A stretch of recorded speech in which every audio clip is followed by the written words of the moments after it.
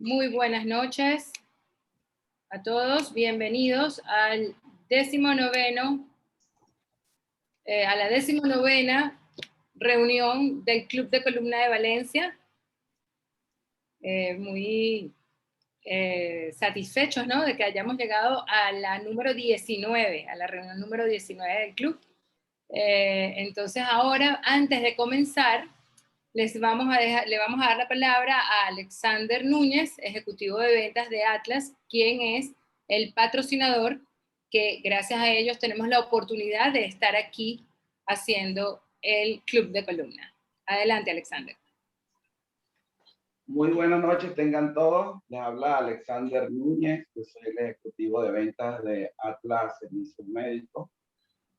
Hoy nuestro ponente, el gran doctor José Ramón Medina, médico cirujano de columna, traumatólogo y ortopedista, quien en estos momentos se encuentra en la ciudad de Tours, en República Checa. En Atlas estamos comprometidos con Venezuela, con ustedes y con sus pacientes. A través de la educación médica, patrocinando espacios como este, como el del curso básico de columna en su segunda edición, y comercializando implantes fabricados en el país, en cuyo desarrollo muchos de ustedes han participado y seguirán participando. Un placer, de verdad, estar acá con todos. Gracias a Dios hoy la luz no se me ha ido porque siempre tenía inconvenientes con esto. Bueno, nada, le doy la palabra al doctor Federico Lizarraga, quien era el anfitrión. Ok, bueno, repito entonces también, les doy las buenas noches a todos y bienvenidos a esta 19ª reunión. Se llama Club de Columna de Valencia porque nació aquí en Valencia, pero sin embargo yo, como le conversábamos, ya no es tanto el Club de Valencia porque están gente de todos lados. Estoy viendo que está la doctora Monzón de Maracaibo, Armando, es internacional, tenemos invitados internacionales como el doctor José Ramón Medina, que está en la República Checa, etcétera. O sea, en fin, este club ya traspasó las barreras de una reunión local a una reunión, vamos a decir, nacional y en ocasiones hasta internacional.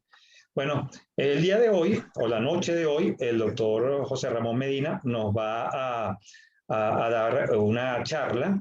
Primero que nada quiero presentarlo, que creo que está de más presentarlo porque lo conocemos todos. José Ramón, doctor Medina, es el actual presidente de la Sociedad Venezolana de Cirugía de Columna, aparte que fue vicepresidente de la Sociedad Venezolana de Traumatología y Ortopedia, y también es presidente de la Red de Sociedades Científicas Médicas Venezolanas. Él nos va a hablar esta noche de la cirugía de revisión en deformidades de columna. Bueno, sin decir más nada, los dejo con el doctor José Ramón Medina. Antes de entrar con el doctor José Ramón Medina, vamos a hacer una encuesta inicial, ¿verdad, doctor Medina? Sí, sí, perfecto. Ok, entonces los invitamos a todos a responder la siguiente encuesta. ¿Qué métodos utilizan para controlar el sangramiento durante la cirugía de revisión? Autotransfusión, hemodilución, ácido tranexámico, anestesia, hipotensión controlada.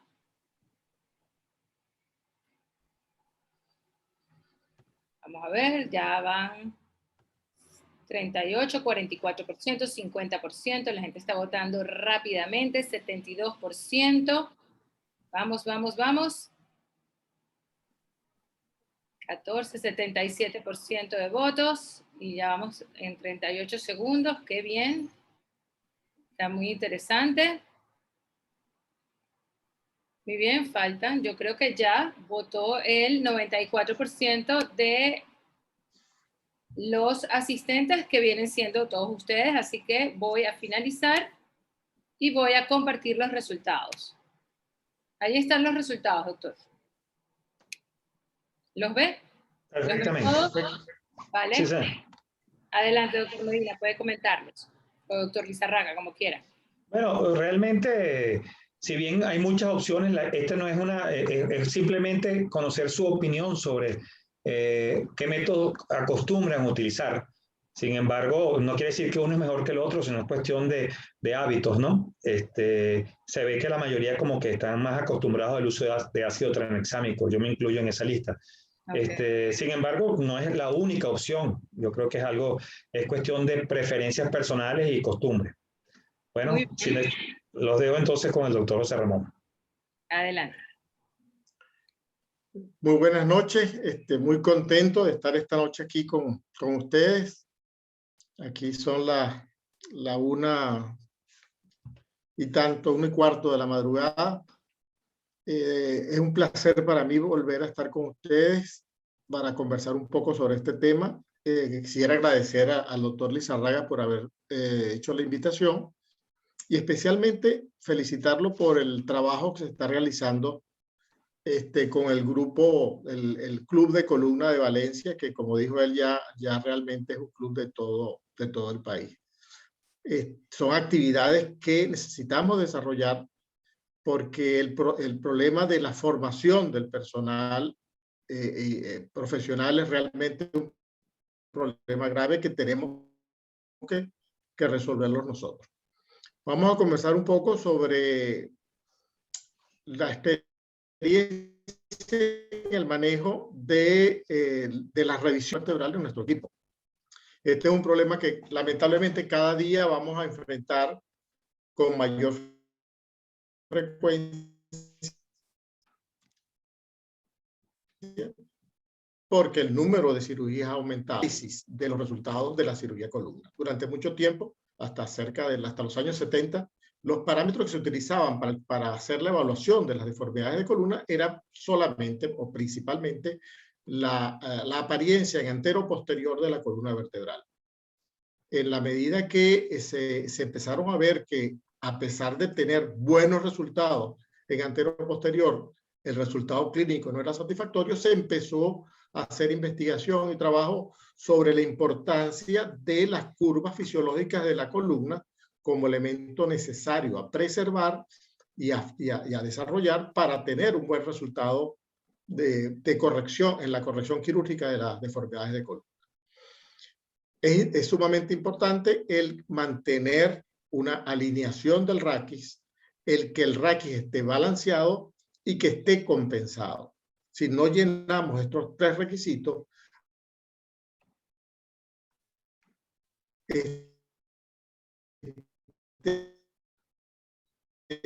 hagamos lo que hagamos, el resultado no va a ser bueno. Pueden hacer bipedestación, caminar durante cierto tiempo, pero no pueden mantener una bipedestación por tiempo prolongado debido a que le faltan las curvas fisiológicas. El primate tiene más bien una curva en C, incluso tienen cierta lordosis cervical, pero no tienen la lordosis lumbar, que es lo que genera un sistema que pone en armonía dos elementos aparentemente contradictorios, que es una gran estabilidad con una gran movilidad. Y esto es lo que se logra en el sistema, principalmente debido a las curvas fisiológicas de la columna vertebral. Entonces, tenemos que estar claro en que la escoliosis de columna, las deformidades de columna generalmente son deformidades tridimensionales, en los cuales hay un componente rotacional muy importante que altera las curvas fisiológicas de la columna. Entonces, la rotación es quizás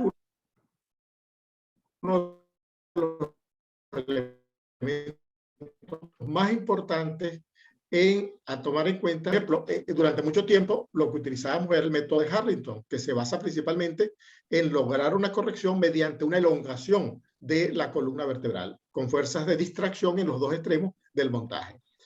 ¿Qué es lo que sucede? Que en el caso de la columna torácica, al hacer la distracción, tiende a aplanar completamente y a borrar la cifosis torácica. Y cuando lo colocamos a nivel lumbar, tiende a borrar la lordosis lumbar, que son curvas necesarias para eso. Entonces, ¿qué pasa? Que el paciente tiene que hacer una serie de movimientos extremos para tratar de compensar y poner al raquis dentro del balance. Esto se puede mantener por cierto tiempo, pero en la medida que pasa el tiempo, el paciente empieza a tener cambios degenerativos precoces en los extremos de la fusión y empieza a tener dolor, dificultad para estar en posición de pie por tiempo prolongado y sobre todo un cansancio importante de la columna vertebral. Este es un casito de una paciente que fue operada a los 23 años de edad de una escoliosis idiopática. Se hizo lo que se hacía en ese momento, una artrodesis vertebral posterior con un instrumental de Harrington, y vemos cómo se pierde gran parte de la armonía de la columna y el paciente está francamente fuera de balance. Esta línea debe caer a nivel del sacro y está muy por delante de la paciente, entonces, del centro de gravedad de la paciente. Entonces,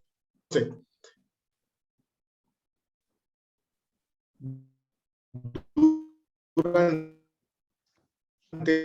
mucho tiempo, ante el dolor y ante la discapacidad, lo que se hacía era simplemente retirar los implantes que estaban puestos. El resultado de eso, naturalmente, como no se corrige los defectos que quedaron después de haber hecho la cirugía, el paciente sigue mal. Entonces, es importante que tenemos que transformar esa columna rígida, que quedó rígida después de la artrodesis, en una columna flexible para poder corregirla. Y esto lo logramos mediante las osteotomías. Osteotomía de Ponte, hay muchas osteotomías que pueden servirnos de ayuda para lograr este objetivo. ¿Y cuántas osteotomías hacer? Pues tantas osteotomías como sea necesario para lograr obtener una flexibilización de la columna y poder reconstruir la armonía natural de la columna vertebral. Un punto muy importante en este tipo de cirugía es que generalmente es una cirugía que tiene mucho sangramiento. Entonces, hay que estar preparados para eso. No existe realmente un método que sirva para cubrir todo esto.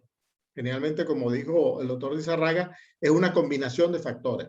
Una anestesia adecuada con hipotensión, el uso de algunos productos que mejoren el proceso de coagulación, la hemodilución del paciente previo a la cirugía hace que se pierdan menos glóbulos, y la autotransfusión es para mí uno de los métodos favoritos, sobre todo en el paciente que se hace una cirugía electiva. Tú la puedes poner a esa paciente a que done 500 cc a las 2 semanas y 500 cc a la semana, y se utiliza la misma sangre del paciente para el proceso quirúrgico. Eso para mí es una de las técnicas que me gusta más, y evitas una cantidad de inconvenientes como que se presentan con la transfusión. Entonces, el otro elemento vital en este tipo de cirugía es disponer de monitoreo medular intraoperatorio. Es una cirugía que necesita un contacto muy directo con las estructuras neurales, y que al hacer la corrección puede producir problemas de tipo de compromiso neurológico después de haber hecho la cirugía. Entonces, el monitoreo es de gran utilidad, sobre todo cuando hay grandes deformidades. Entonces, ¿cuántas osteotomías hacer? Todas las osteotomías que sean necesarias para lograr la flexibilización, y luego se hace la instrumentación. Este es un paciente ya del año 2002, hace cierto tiempo, hace más o menos 20 años, y en ese tiempo pues utilizábamos solamente tornillos a nivel lumbar y ganchos a nivel torácico. Entonces, se utilizó la combinación tornillos y ganchos, y se logró el restituir la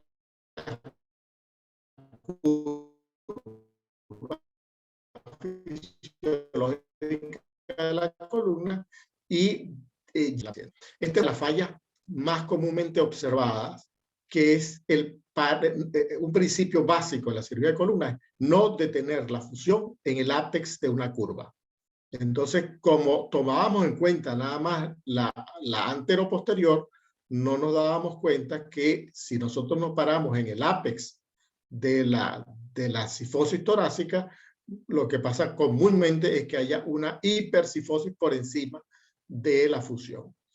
Y esto fue un error que aprendimos con mucho tiempo de repetir y repetir las cosas hasta que nos dimos cuenta del defecto. Entonces, esta paciente que estaba tan fuera de balance, llega a posicionarse donde la plomada llega sobre el sacro, y entonces la demanda sobre la musculatura, sobre todo sobre la musculatura lumbar y sobre la musculatura cervical, es mucho menor. En la medida que el paciente se aleja de la línea del centro de gravedad, la carga es mucho mayor. Por ejemplo, si nosotros agarramos un objeto y lo tenemos pegado al cuerpo, podemos estar con él todo el día sin problema. En la medida que lo alejamos del centro de gravedad, nos cuesta más mantener el objeto por tiempo, incluso objetos de bajo peso. Si estamos en la parte externa del cuerpo, entonces cuesta mucho más el mantenerlo cargado por tiempo prolongado. Y ese principio es el que se aplica en estos casos.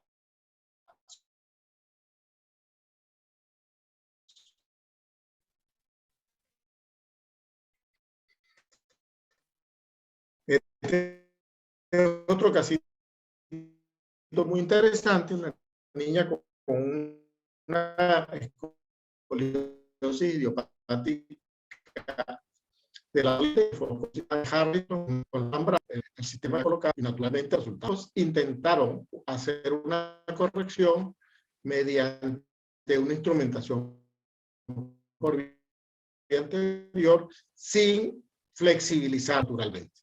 Entonces, ¿qué es lo que tenía esta paciente? Primero que seguía con algo de escoliosis que le molestaba, pero el problema principal era este. Hay un borramiento de la lordosis lumbar, incluso está en 30 grados positivos que nos ven, o sea, tiene una cifosis toracolumbar. Esto hace que mecánicamente ese segmento de la columna no funcione bien, eso produce una fatiga muscular rápida y produce mucho dolor. Entonces, en este caso sí se hizo una osteotomía un poquito más radical, se hizo una sustracción pedicular. Con las osteotomías de Ponte, por ejemplo, podemos lograr unos 5 o 10 grados por cada osteotomía, hasta 15 grados en algunos casos, pero con la sustracción pedicular podemos lograr hasta 30, 40 grados con una sola osteotomía. Entonces, por eso decidimos en este caso hacer esto. Hicimos una gran osteotomía en el ápex de la cifosis toracolumbar. Y aquí hicimos lo siguiente: al hacer la instrumentación, hicimos compresión de este lado para ayudar a corregir un poco, además de corregir la cifosis, corregir un poco la escoliosis y tratar de llevar el centro de gravedad y corregir un poco, disminuir el grado de escoliosis también. Entonces, nos olvidamos de esto y tratamos principalmente de lograr esto. O sea, una curva que estaba en menos 20 grados terminó en una corrección de grados. Entonces, esto le permite un cambio de calidad de vida a estos pacientes. O sea, entonces, y no podía estar de pie por más de 5 o 10 minutos porque tenía mucho dolor. Y eso le cambió por completo el estilo de vida. Esta es una situación que se presentaba con muchísima frecuencia.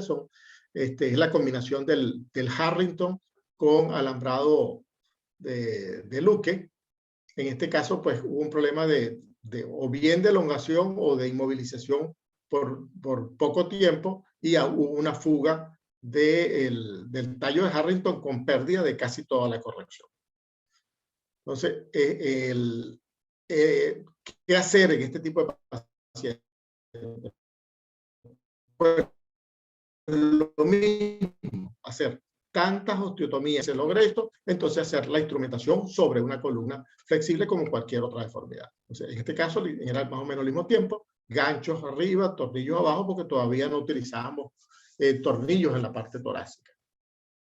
Este es un casito que tuvo muchas complicaciones, porque era una paciente que había sido operada en 2 oportunidades.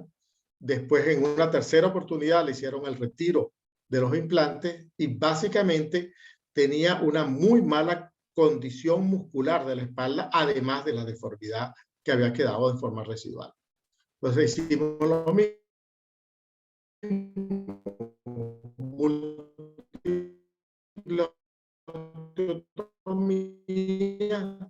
Ya una nueva instrumentación, y siempre la paciente seguía, una denervación importante de la musculatura paravertebral, producto de las cirugías previas, que costó un poco el poder utilizar esa musculatura para hacer una recapacitación de las funciones de esta paciente. Este es un casito muy bonito, una paciente con una escoliosis idiopática que se le había hecho una instrumentación de Lea Plaza. El sistema de Lea Plaza para nosotros fue un sistema realmente muy útil. Era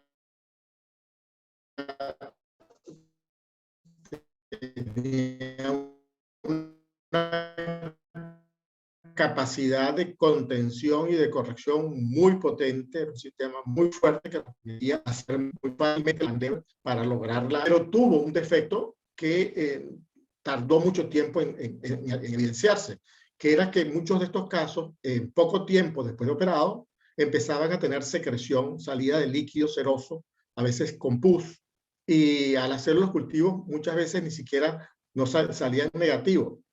Después empezamos a averiguar y el problema es que en el proceso de diseño de este material, a pesar de que se utilizaba un acero adecuado, el problema radicaba en que no se hizo una etapa vital en el diseño del sistema, que era el electropulido.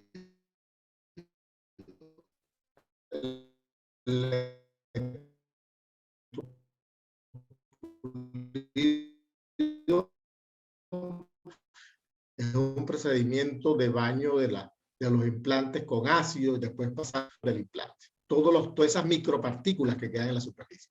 Y ese debris es el que producía una inflamación crónica que hacía que muchos de estos implantes tuvieron que retirarse precozmente por secreción y a veces incluso con infección secundaria. En este caso, hubo una infección secundaria y se le retiró el implante sin haberle hecho ningún tipo de corrección hasta que controlaron el proceso infeccioso, y esta era la situación. Una paciente que estaba clínicamente con muchas limitaciones y estéticamente muy comprometida. Entonces, hubo una recidiva importante de la escoliosis y hubo una cifosis que consolidó en cifosis. Entonces, volver a lo mismo. ¿Qué hacer? Osteotomías múltiples. En este tiempo todavía no utilizamos el método, el monitoreo medular intraoperatorio, pero logramos hacer múltiples osteotomías y logramos hacer esta corrección. Me recuerdo mucho porque el que estaba más contento después de la cirugía era el novio, porque el cambio era radical para la paciente. Entonces, una curva cifótica con una gran escoliosis, pues se transformó en esto de 90 a 50 grados con una excelente corrección. Este es un casito de una niña de 12 años que a la edad de 4 años se le hizo una resección de una siringomielia.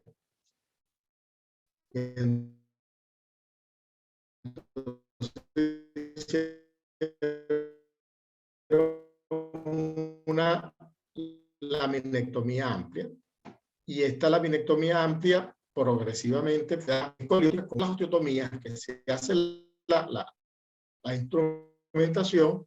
Fíjese que que quede la columna. Entonces, fíjese que se coloca en esta parte fijo en este lado, y después nos queda la barra que sigue hacia adelante. Entonces, posteriormente hacemos la maniobra de cantilever, la colocamos en la parte distal y lo fijamos. Y en esa forma, con esa maniobra, logramos la corrección de la deformidad. Esta es otra paciente que había sido operada con un Harrington. Hubo un aflojamiento del sistema, hubo que se retiró el sistema y quedó en estas condiciones. Una paciente que estaba con mucha sintomatología y con una estética bastante inaceptable. Fíjense el desplazamiento del punto de gravedad hacia la parte anterior, más o menos unos 5 centímetros por delante del sacro, y un componente escoliótico realmente importante. Entonces, a esta niña le hicimos lo mismo, osteotomías múltiples, a múltiples niveles, y luego hicimos la instrumentación. Entonces, hay un cambio radical del estilo de la paciente.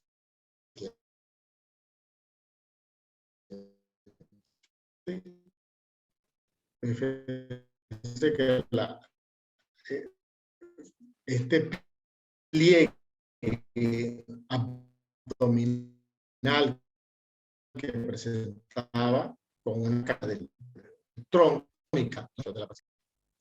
A veces, entonces, el paciente que tenía una escoliosis congénita, le habían hecho unos procedimientos quirúrgicos de fusión por vía posterior y una toracotomía para hacer fusión por vía anterior. Y era un paciente que realmente estaba muy descompensado. Entonces, el intentar hacer osteotomías en este nivel, además de que tiene un alto riesgo, el sangramiento es muy elevado y tiene muchas posibilidades de complicación. Entonces, decidimos más bien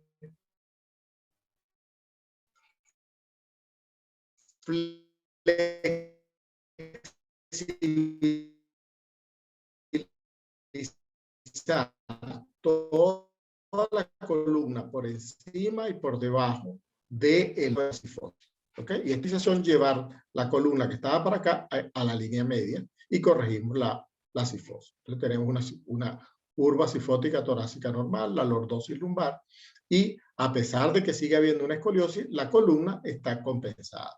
Y este es el resultado postoperatorio que se mantuvo en el tiempo. Entonces, a veces no es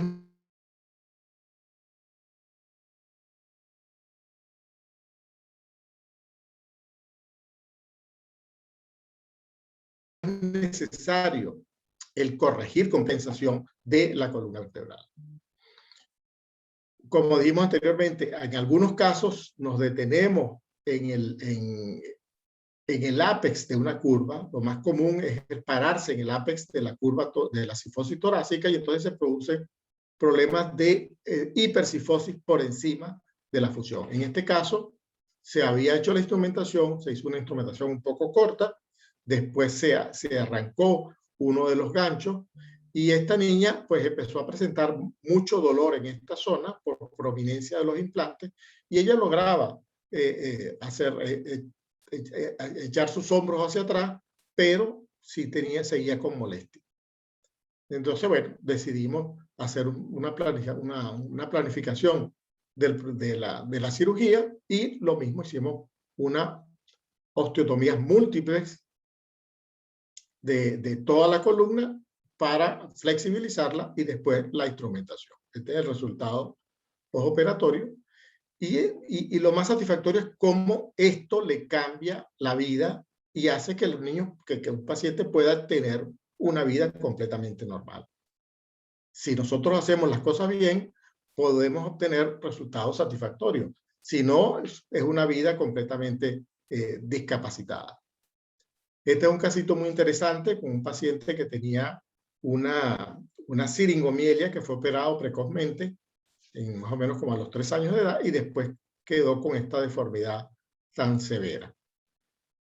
Hay una consolidación en el ápex de la curva, una fusión espontánea del ápex de la curva con una gran dificultad para tener una actividad de vida diaria, incluso para dormir. Un niño que no podía dormir boca arriba. Hicimos una planificación, este fue el plan que hicimos inicialmente. Fue un paciente que se operó con el doctor Damas en el Hospital San Juan de Dios. Y tratamos de seguir este parámetro, aunque no pudimos hacerlo completamente. Se hizo la resección del ápex, la instrumentación, y este es el resultado. A pesar de que todavía quedó con algo de sifosis, pues el cambio es muy importante y sobre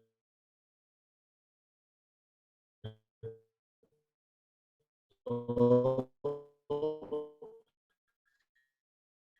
la talla del paciente mejoró notoriamente.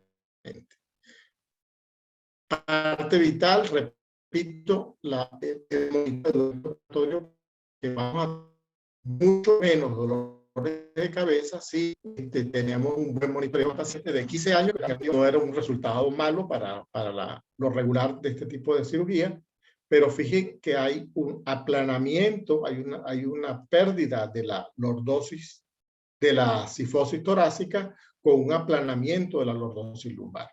Esto logró la paciente compensarlo mediante la movilidad lumbosacra, pero ya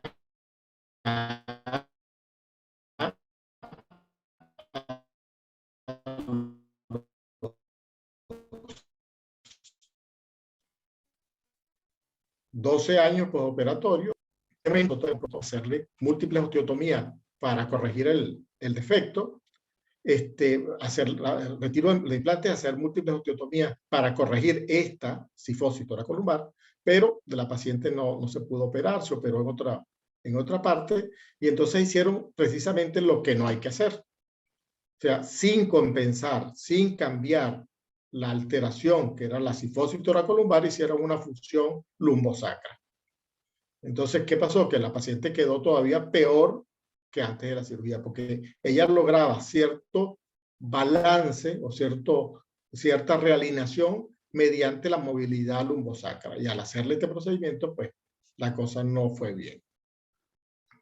En este momento volvió a la consulta, se le propuso una cirugía de osteotomías múltiples para después instrumentarla hasta el sacro, pero por 20.000 causas el paciente no se operó con nosotros, y fue donde le hicieron otra cirugía. La primera cirugía fue retiro de los implantes y posteriormente le hicieron eso, un XLIF a 4 niveles que tuvo múltiples complicaciones. O sea, un montaje que queda muy inestable, y además de esto tuvo complicaciones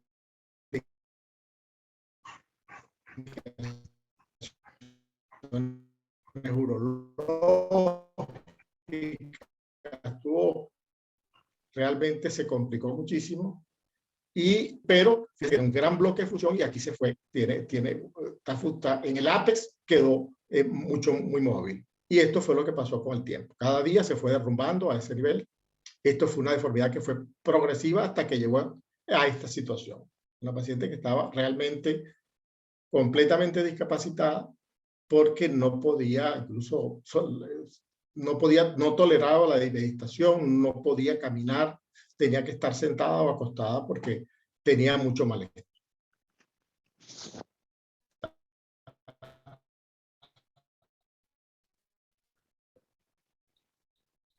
En estas circunstancias, pues decidimos hacer acción acostada bajo anestesia general en el quirófano. O sea que esta deformidad era completamente rígida. Decidimos entonces hacer un procedimiento parecido al que hacemos en los casos de cifosis mielodisplásica. Tratar de hacer una flexibilización de la columna solamente por vía posterior. ¿Por qué? Porque primero, por la vía anterior tenía ya varios procedimientos quirúrgicos que nos hacían más difícil hacer el abordaje anterior.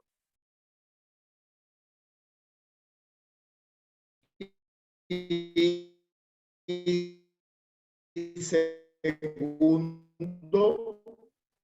porque generalmente cuando uno se mete con esta, aquí tuvimos que tratamos de preservarla por mucho tiempo, pero hubo que quitar la raíz de L2, las demás raíces se preservaron, y por esta vía logramos sacar el XLIF y flexibilizar. O sea, hicimos movilización de ese segmento, instrumentamos posteriormente, y este fue el resultado. Una restitución de la lordosis lumbar con una corrección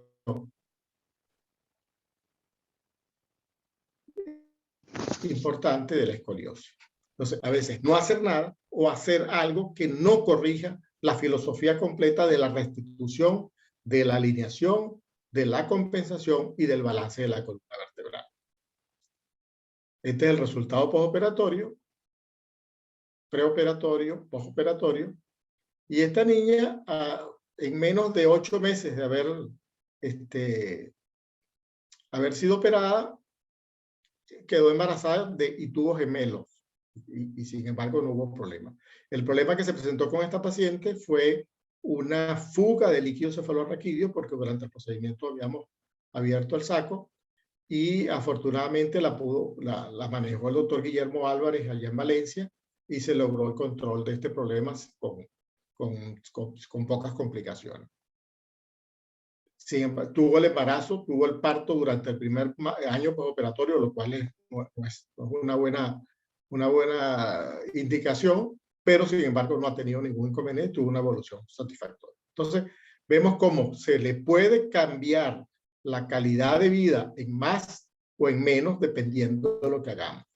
El principio básico es alineación, balance y compensación. Son los 3 elementos básicos. Y sobre todo, cada día ponernos más al día y estar más pendientes de los ángulos y toda esa cantidad de mediciones que nos hacen valorar cuáles son las características anatómicas normales de una columna que está alineada. Muchísimas gracias. Si tienen alguna pregunta, pues quedamos a la disposición. A ver, doctor. El doctor Daher le da las felicitaciones. Quisiera saber cómo maneja la fibrosis epidural en los casos operados varias veces y si eso limita la reducción.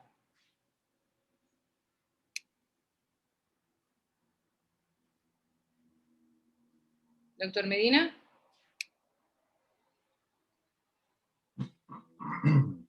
Doctor Medina. Dime. ¿Escuchó ¿escuchó la pregunta? Sí, la escuché. Sí, okay. sí. Ok, pero antes de que responda la pregunta, vamos un momentico a comerciales, ¿sí? Por favor. Okay. Denme un momentico.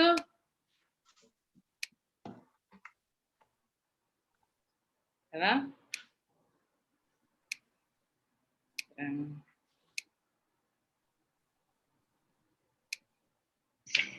Una caída de 5 metros de altura, una emergencia, un diagnóstico, múltiples lesiones en vértebras de transición, una junta médica. Especialistas se reúnen para darle una nueva esperanza al paciente.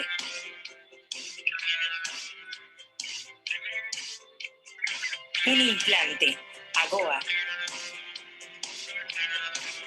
Los implantes distribuidos por Atlas a traumatólogos y neurocirujanos convierten a su paciente en un hombre superbiónico. Atlas, tu aliado estratégico. Ahora sí, doctor. Vamos con las preguntas. Normalmente, como se hacen múltiples osteotomías en segmentos cortos, al quitar la estructura, o sea, se hace con gubia y con cincel y con sierra, se va quitando la parte ósea. En la parte de abajo, al empezar a tener tejido neural, tejido de las meninges, con cotonoides se va haciendo una disección Roma para separar esta parte.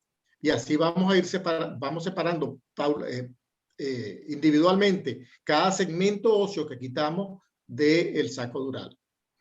Y eso después hacemos la corrección. No se hace una eliminación de la fibrosis circunferencial, sino nada más en el segmento donde estamos haciendo la osteotomía.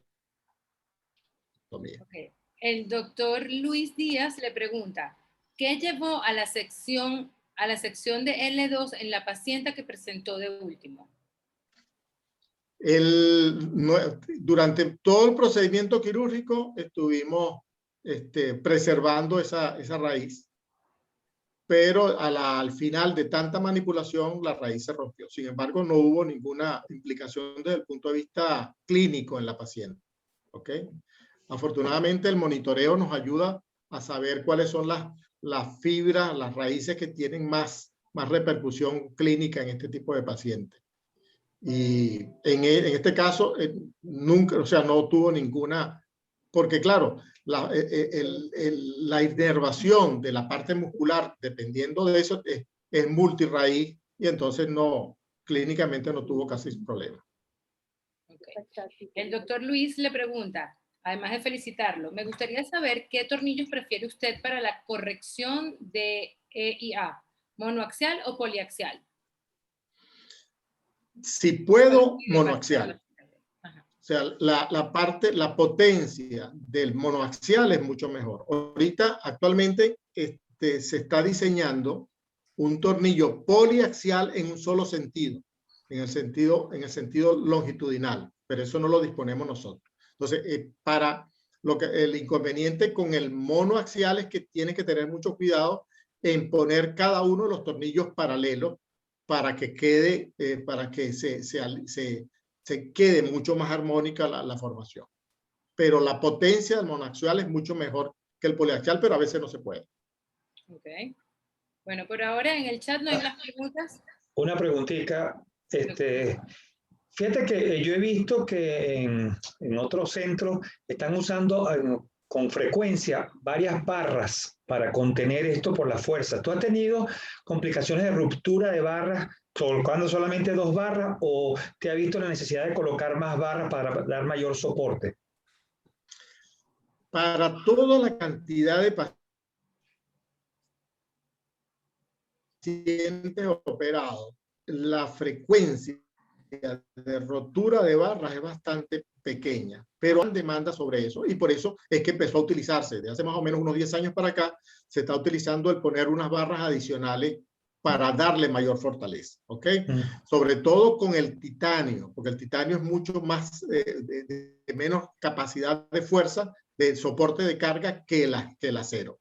El cromo cobalto más o menos es similar al acero. Entonces, claro, ya después que empezó a hacer esto, entonces sí tenemos, en aquellos casos en que sabemos que va a haber una sobrecarga, utilizar la doble barra. Okay. Armando quería decir algo. Sí, ahora ya va. Le contestamos al doctor Dittmar y le damos la palabra al doctor Pineda. Ok. El doctor Dittmar pregunta, ¿qué prefiere, una osteotomía pedicular o múltiples facetaris más de 3? En las escoliosis yo prefiero las múltiples osteotomías, porque la idea es tratar de volver una columna a la situación en que estaba antes de haberse hecho el procedimiento quirúrgico. Pero en algunos casos, como el caso ese, por ejemplo, de la niña que tenía la gran cifosis, que estaba instrumentado por vía anterior, una osteotomía con sustracción pedicular o una corpectomía es mucho mejor para lograr hacer una mayor corrección en un segmento corto. Cuando son curvas secundarias a procedimientos congénitos, es mucho más útil hacer las corpectomías o las osteotomías con sustracción pedicular. Ok, adelante, doctor Pineda. Sí, mi comentario tiene que ver con esto que acaba de preguntar Dittmar y que contestó el doctor Medina. En casi todos estos casos que presentaste y que hicimos en una época, y digo hicimos porque tuve la suerte de acompañarte en la mayoría de esos casos, ya sabíamos que había que corregir el balance sagital, pero era más o menos al ojo por ciento, lo que indicaba la lógica, porque no teníamos estos parámetros que ahora tenemos y que son medibles, que realmente antes no medíamos. Y corregíamos la lordosis al ojo por ciento sin saber que teníamos que hacer la correlación con la incidencia pélvica. Nada de esto estaba estudiado. Sin embargo, lo hacíamos bastante bien basado en el sentido común. Ahora, ahorita sí tenemos esos parámetros, pero desde el punto de vista práctico en la cirugía, más o menos hacemos lo mismo, porque siempre discutimos qué tanta lordosis le damos a la barra, por ejemplo, que es la que dale un poquito más, dale un poquito menos, ¿qué opinas tú? ¿Qué opinas tú? Entonces, a pesar de que tenemos unos parámetros de los cuales guiarnos, desde el punto de vista práctico, no ha sido fácil llevar esa corrección teórica a la práctica, ¿no? Entonces, por eso estamos detrás de 2 cosas. Una es tratar de hacer barras personalizadas, donde previamente ya vengan moldeadas a lo que nosotros planificamos para el paciente que vamos a operar, basado en su incidencia pélvica, por ejemplo. Y esto requiere de la colaboración de la compañía, en este caso de Atlas y de Calven, para fabricar esas barras premoldeadas a lo que ya queremos. Y vemos entonces de una manera más práctica a dónde llegar, ¿no? Con la corrección. Y la otra cosa que me parece útil es con el paciente en la cama y haciendo primero las osteotomías de ponte, que son las más sencillas, las que habla el doctor Medina, a múltiples niveles. Uno no sabe si eso va a ser suficiente o no.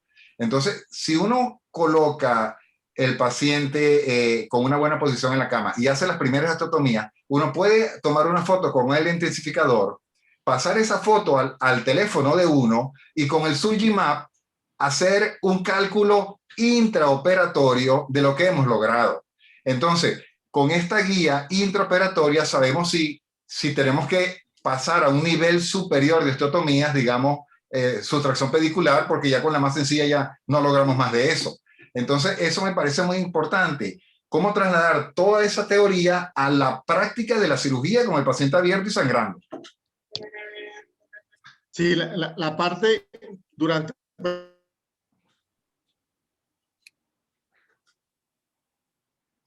Bueno, casi la gran mayoría de esas cirugías que fueron presentados parámetros espinopélvicos que estamos tomando en cuenta en este momento. Entonces, básicamente era corrección a ojo por ciento. Me recuerdo que una de las cosas que era que siempre tuve problemas con Adolfredo Dama era que yo le daba mucha lordosis lumbar. Y entonces él se empeñaba, es que estás poniéndole mucho colita a las muchachas, pero realmente es que entendía que era muy beneficioso. Y a veces yo esperaba que Dama se fuera un poquito lejos y entonces le daba la corrección que yo quería. Porque siempre pensamos en esa idea, el principio de la lordosis lumbar, la cifosis torácica, no hacer distracción en la parte donde hay lordosis porque aplana la lordosis, y no hacer mucha distracción en la zona donde hay cifosis porque pone recta ese segmento de la columna. Y ese principio lo empezamos a aplicar principalmente cuando empezamos a trabajar con el sistema de Lea Plaza, que básicamente lo moldeábamos como una columna tal cual como queríamos, y dándole la cifosis y la lordosis, y luego se posicionaba así. Actualmente se está trabajando con unas barras que tienen memoria. Son barras que tienen la forma deseada de la columna, pero que al enfriarse se ponen flexibles.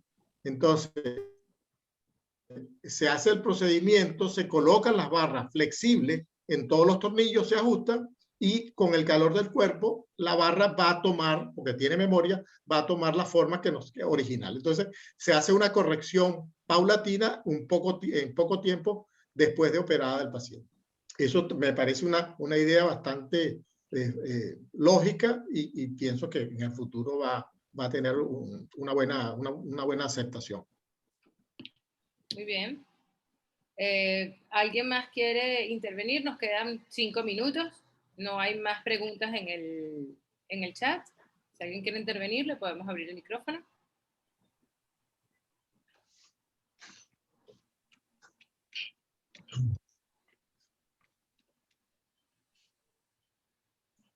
Cerramos una Entonces, pregunta. ahí está Michelle manejando. Observamos una pregunta. Yo sé que es una pregunta que es muy general, pero es interesante en los casos de deformidades, llegar, en las revisiones, llegar o no llegar a la articulación, a L5S1, o sea, artrodesar 5-1, o sea, detenerse en 5. Porque realmente eso trae problemas más adelante. Hay gente que prefiere de una vez artrodesar hasta sacro, otros no. ¿Tú de qué lado estás en ese aspecto? Yo prefiero no artrodesar hasta 5, en líneas generales. ¿Ok? El tratar de salvar esto, incluso en algunos casos, no de escoliosis idiopática, sino en pacientes con parálisis cerebral o con espina bífida, cuando la deformidad de inclinación pélvica es menor de 10 grados, no fusiono hasta el sacro. ¿Ok? Yo prefiero en algunos casos que el paciente pueda deambular durante cierto tiempo con menos problemas, y posteriormente, si es necesario, hacerle un procedimiento. Pero en líneas generales, claro, hay casos en los cuales tú ves que hay cambios degenerativos o que hay una gran inclinación o deformidad de L5S1 y no te queda otra alternativa de entrada. Pero siempre y cuando pueda salvarlo, yo prefiero salvarlo. Está bien. Okay. Está bien. Hay una pregunta de Luis Manuel. Sí, del doctor Luis Díaz. ¿Cuál sería el mejor consejo basado en su experiencia para el programa de rehabilitación en caso de revisión? Una de las partes importantes es que hay que tratar de llevar al paciente a la cirugía en las mejores condiciones posibles. Lamentablemente muchas veces vemos un paciente, ¿no? El paciente tiene una deformidad, bueno, hay que operarte, hay que operarlo, ¿ok? Pero mientras se planifica esa cirugía, hay que tratar de desarrollar al máximo las condiciones. Primero, la función cardiorrespiratoria, que el paciente mejore su condición pulmonar y su parte cardiovascular. Pero además tratar de lograr el mayor desarrollo posible de la musculatura de miembros inferiores, miembros superiores y del tronco. Si nosotros llevamos a los pacientes en esas condiciones, las posibilidades de complicación van a ser menores y el tiempo de recuperación va a ser mucho más lento. Doctor Va a Daher ser tiene una más corto el pregunta. tiempo de recuperación. Doctor Daher quiere, ya tiene abierto el micrófono, doctor Daher. Felicitaciones de nuevo. Usted mostró muchos casos de siringomielia, me imagino que maneja muchísimo, asociada a escoliosis bien severa. ¿Estas siringomielias le siguen haciendo esas grandes descompresiones o a usted le llegan ya operadas? Nosotros, o sea, los que he presentado son casos que se complicaron posterior a hacerle las laminectomías amplias para hacer la descompresión de la siringomielia. ¿Ok? Y son los casos que hemos presentado. Lo ideal en ese tipo de pacientes es que si hay, o sea, si la siringomielia o la diastematomielia o la hipertrofia del filum terminal está condicionando una escoliosis, y la escoliosis está por debajo de 25 grados, pues hay que resolver el problema del defecto neurológico, estructural neurológico. Pero si existe una escoliosis que es mayor de 30 grados, lo ideal es hacer las dos cosas en el mismo tiempo. Y es ahí donde está lo difícil. O sea, hay que hacer la corrección de la siringomielia o la diastematomielia y en el mismo tiempo quirúrgico instrumentar la columna. Sí, entiendo, pero las dos cosas en el mismo tiempo sería un tiempo quirúrgico muy largo. Pero la pregunta en sí es, ¿esa siringomielia usted le exige a sus compañeros algún tipo de técnica o la que él decida? En la corrección de la siringo. La corrección de la siringo lo hace el neurocirujano y generalmente lo hacen por su cuenta, porque la mayoría de estos pacientes desarrollaron escoliosis por la alteración estructural de la columna, producto no de la siringomielia, sino de las laminectomías, de la cirugía de columna a edades tan tempranas como 3 o 4 años. ¿Ok? Ahora, hay casos de siringomielia como causa de escoliosis, y esas son las que hay que trabajar en conjunto. Hacer el drenaje de la siringomielia y en el mismo tiempo hacer la instrumentación. Porque el drenaje de la siringomielia no es un procedimiento complejo.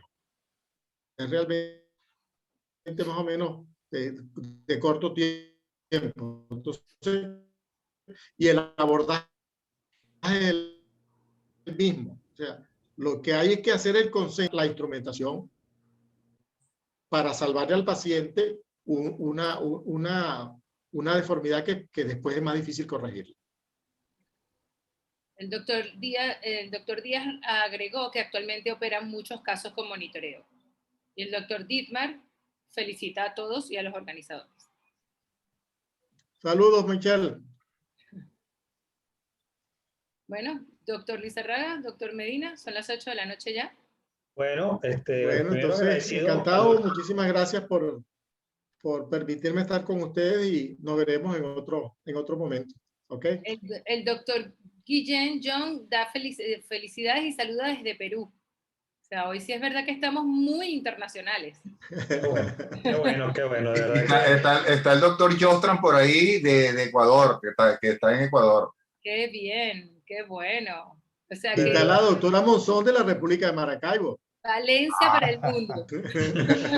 Bueno, me contenta de verdad que estemos ampliando nuestra cobertura y que bueno, esto se convierte en una rutina que tengamos gente de diferentes ubicaciones aquí conectadas con nosotros. Y no era nada, el mes que viene con tiempo se les notificará, a finales como siempre el último jueves de cada mes hacemos la reunión y esperemos contar con este mismo foro o por supuesto mayor si es posible. Agradecido. Hay que estar claro de que hay que estar claro que este estilo de reunión llegó para quedarse. O sea, hay que desarrollarlo, hay que mejorarlo, hay que tratar porque además que desde el punto de vista económico nos resulta, pues, es imposible que yo hubiera podido estar dando una charla desde Praga hasta Venezuela. En cambio, podemos hacerlo sin ningún inconveniente. Disculpen, pero acaba de llegar un último comentario del doctor Fiori. En los casos severos, más de 90 grados, se puede instrumentar por segmentos con uso de conectores. Conectores en varias... Le abro el micrófono, doctor Fiori. No entiendo la pregunta. Ya le voy a abrir el micrófono al doctor Fiori. Ya va, doctor Fiori, abra su micrófono, por favor. No tiene el micrófono abierto, doctor.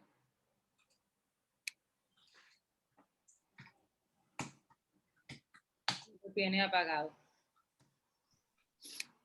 No. Ya lo abrió. No ha conectado el micrófono. Ahora sí te escuchamos. Ahora sí.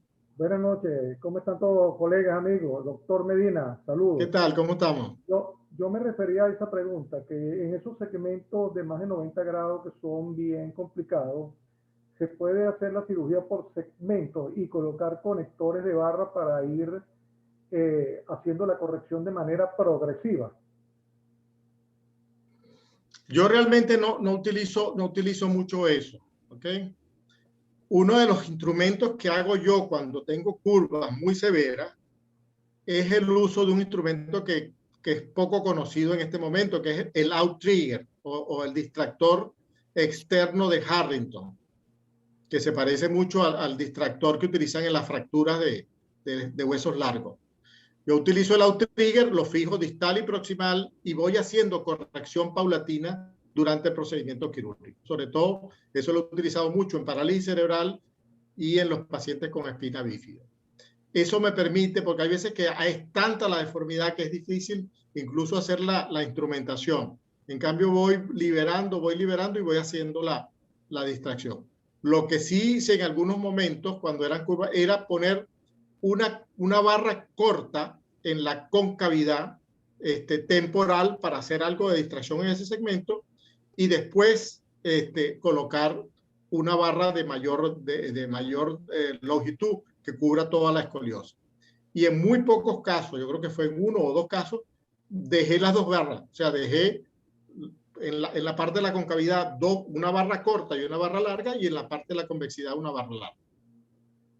Pero actualmente lo que estoy utilizando más es la ayuda del outrigger como medio de facilitador para lograr progresivamente durante el procedimiento quirúrgico una corrección, siempre con el monitoreo medular. Y otra cosa, ¿utiliza la tracción craneal para en el momento de la cirugía mantener corrección o lograr mejor corrección? Eso lo utilizamos durante mucho tiempo. O sea, incluso la tracción alofemoral, en algunos casos, sobre todo en los cuadros, por dos cosas. Primero, porque lograba la flexibilización de la curva, y después porque produce una atrofia de la musculatura y facilita la corrección. Cuando empezamos a hacer más abordajes anterior para corregir la deformidad, disminuyó el uso de la tracción alofemoral. Pero todavía hay indicaciones en curvas muy severas la necesidad de colocar alosilla o tracción alofemoral. Gracias, doctor. Que esté muy bien. Felicitaciones por su charla. Gracias. Y el doctor Gregorio Chacón Betancourt, José Gregorio Chacón Betancourt dice: muchas gracias, doctor Medina, excelente iniciativa de este tipo de reuniones. Saludos a todos desde Bucaramanga, Colombia. O sea, imagínate tú. Hey, Chao, Goyo, que te vaya bien. Qué bueno. Bueno, doctores, ahora sí, 8:10 de la noche. Agradecido José Ramón por su charla, agradecido a todos por su presencia, y nos vemos, si Dios quiere, el próximo mes. Muy bien. Chao, Juan Carlos. Buenas noches. Hasta luego, buenas noches.